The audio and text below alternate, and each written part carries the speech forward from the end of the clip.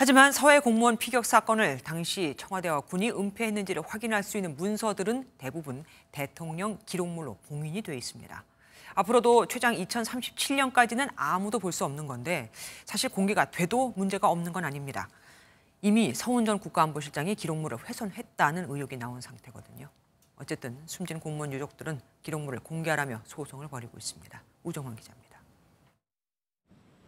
서해 피격 사건 당시 청와대와 국방부에서 진행된 의사결정 내용은 대통령 지정 기록물로 지정돼 15년 동안 열람이 금지된 상태. 앞서 고 이대준 씨 유족은 기록물로 지정되기 전 자료를 미리 확보하려 시도했습니다.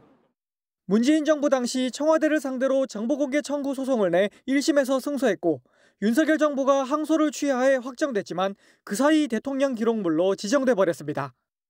결국 유족 측은 대통령 기록관을 상대로 다시 공개 소송을 내고 헌법 소원도 제기한 상태입니다. 헌법소원의 결과를 지켜보자, 기다려보자 하고 있는 입장이라서 아직까지 못 보고 있는 상황입니다. 서훈 전 국가안보실장이 기록물을 훼손했다는 의혹이 나오기도 했습니다. 지난해 12월 구속영장 실질심사 당시 대통령에게 보고한 문서라며 사본 한 장을 제출한 사실이 드러났기 때문입니다. 이후 해당 문서 역시 기록물로 지정돼 봉인됐고 유족 측은 서 전 실장을 기록물 훼손 혐의로 고발했습니다.